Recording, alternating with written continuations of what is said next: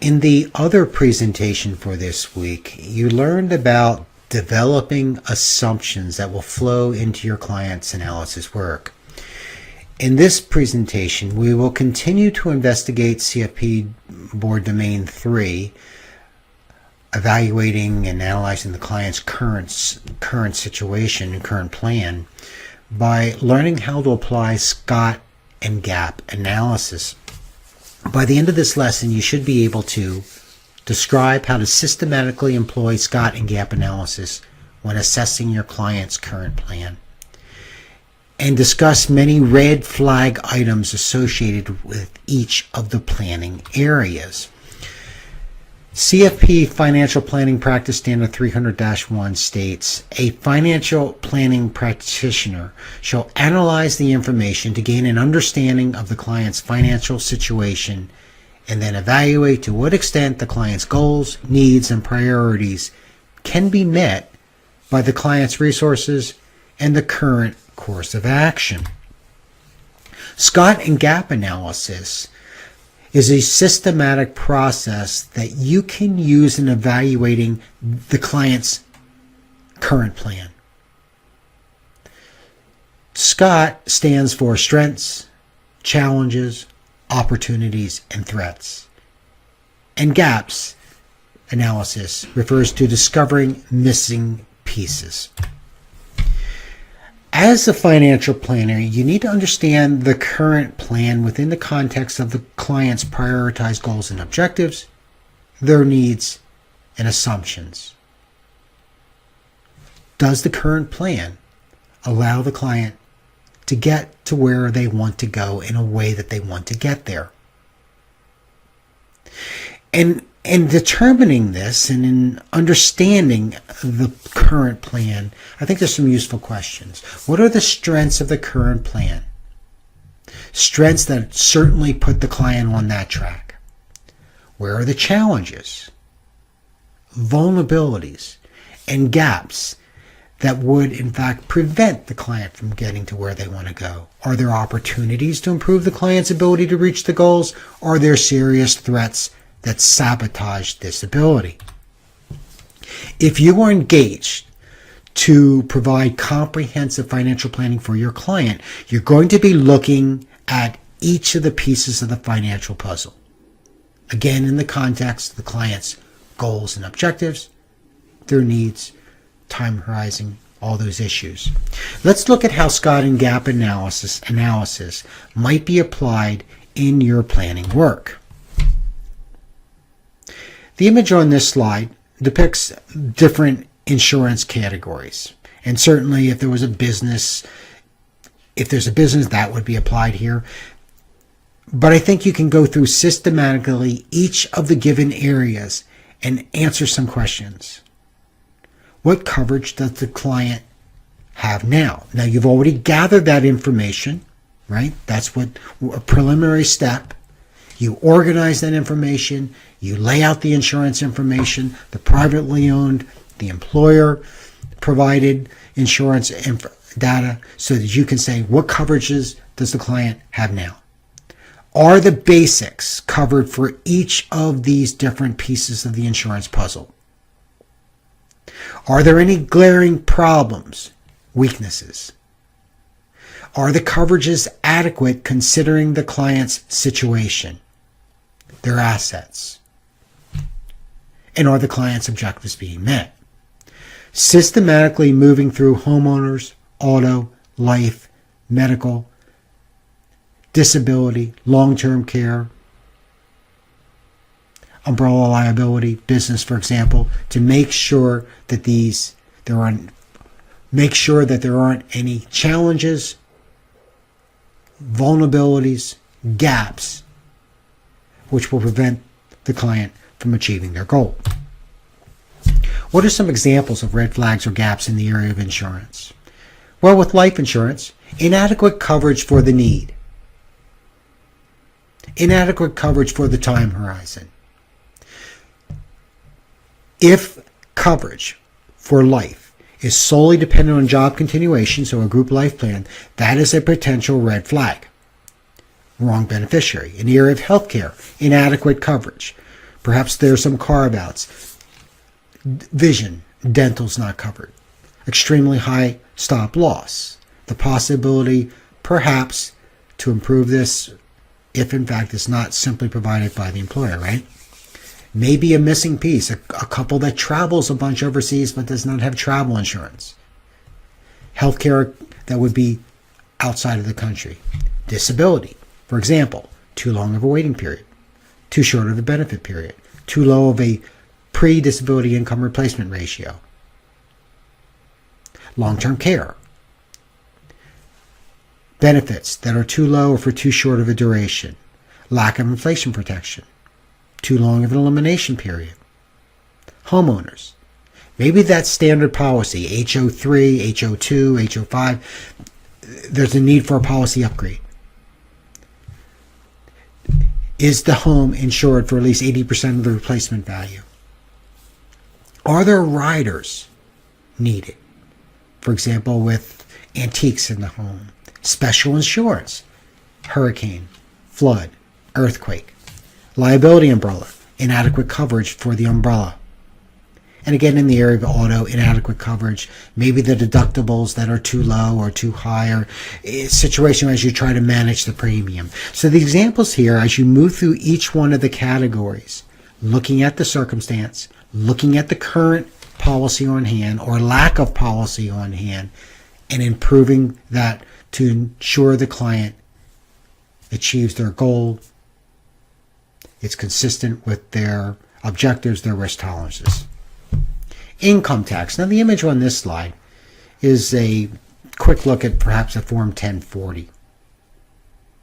And a couple of the ideas here. How can income and gains be lowered for tax purposes? How could those above the line deductions be increased? How could the below the line deductions be increased, or at least accurate accounting of what those would be? Are there any tax credits available? So moving through, and what are some of the red flags or gaps in the area of tax planning? I think it would be issues like failure to plan for the regular taxes. And we just took a look at those on that last slide. Is there a way to take advantage of those above the line deductions, to defer some of that income into the next period to reduce that gross income item? Are the records being kept on itemized deductions? Are there tax credits that could be available? Failure to plan for AMT? And in fact, if there's a business, is there adequate, is there the ability perhaps to shift some of those personal items onto the business in a tax allowable way?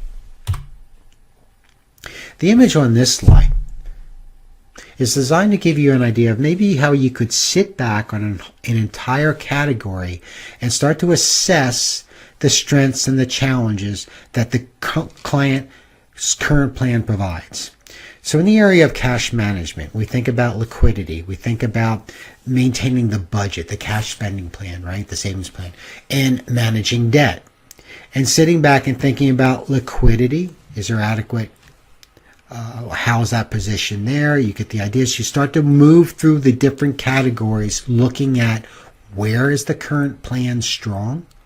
Where are there some challenges, some opportunities, and threats? Remember from your Business 501 class, Introduction to Financial Planning, you have a couple tools to work with. The ratio analysis, trend analysis. As you start to analyze these given areas, looking for where are there some needs for improvement, and communicating to the client how their current cash management plan is really out of alignment with some recommended benchmarks.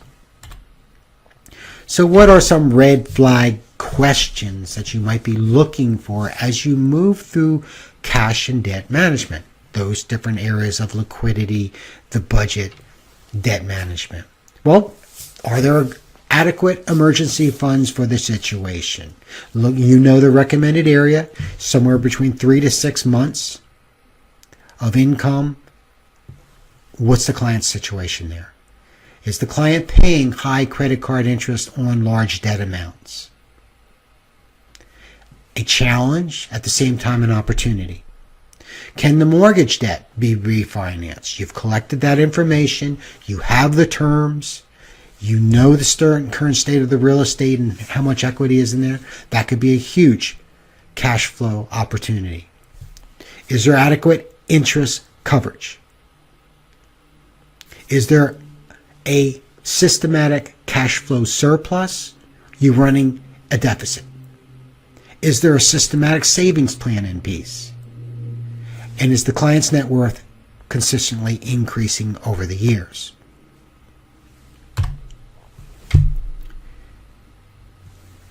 Again, SCOT and Gap Analysis is a systematic review process of each of the planning areas, looking at the idea where and how can the current plan be improved.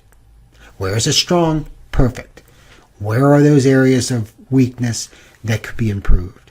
And that flows through all the planning areas, including funding for higher education, investment planning, retirement planning, and estate planning.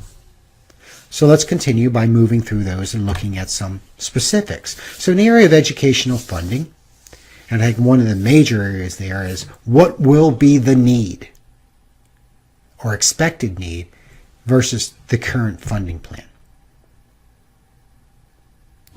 Is the client currently addressing the need? What contributions will be needed considering those objectives, those goals? And of course, in the last one you learned this is driven by reasonable assumptions. If there is no funding until a short time until college, then you might have to be looking at different types of financial aid strategies. If there is time, you certainly think about tax advantaged opportunities. In the area of investment planning, clearly, what are some of the red flags and gaps? Asset allocations that do not reflect the client's needs, their risk aversion, time horizon, constraints, and preferences. Within those, looking at the securities currently owned, is it diversified? Or is the client holding too much unsystematic risk? Or is there the illusion that they're properly diversified when in fact many of those mutual funds simply are overlaps of one another? Security selection. Are there opportunities to move around the securities in taxable and tax-deferred accounts, which would have a better tax consequence? Liquid assets and insurance. Are there adequate liquid assets and insurance in place so that the investment portfolio doesn't have to be liquidated at exactly the worst time? Clearly making sure that investment piece is there, the insurance piece is there, protects the investment portfolio from possibly collapsing. Having adequate liquidity prevents the investment long-term asset from having to be sold at the wrong time. And how is the client's risk being controlled? Retirement planning red flags. Is there a systematic savings program with adequate contributions? If not, how might you be able to move around the cash flows to start that systematic savings program? Failure to participate in a qualified retirement plan, especially when there's matching funds. Improperly positioned retirement assets, including poor asset allocation, improper diversification, maybe oversizing in portfolio securities. For example, 20% of the entire portfolio is with one stock. Or for a client who's in retirement, failure to have taken RMD. Or withdrawals that are too much considering the projected time horizon for retirement. Estate planning. What are some of the red flag questions as you start to apply SCOT and Gap analysis? Are the estate documents current? The will, the powers of attorney, the living will. And has guardianship of the children been established? Has incapacity been planned for by having current durable powers of attorney? Are assets titled properly and contracts designated with the correct beneficiary? Is there enough estate liquidity to take care of the debts, the estate tax liabilities? Is the estate planning plan aligned with the client's goal for privacy versus probate.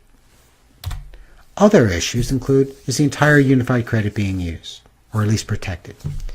Is the annual gift tax exclusion being used? Have special needs been addressed? Is there adequate life insurance to ensure for the continued care of the family? And if there is a closely held business, has that succession plan been addressed? In this lecture, you are introduced to that systematic analysis process of SCOT and Gap analysis. You now know how you can systematically apply that within the context of the client's goals, assumptions, and circumstances to the current situation, to the current plan. And by using this and going through each of those planning areas, you can start to improve the plan where it needs to be improved.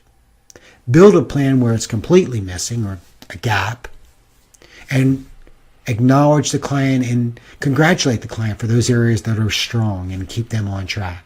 Your recommendations, these improved recommendations, improve the client's probability of getting where they want to go in a way that they want to get there. Next week, you'll start to take a look at analyzing alternatives and synthesizing recommendations.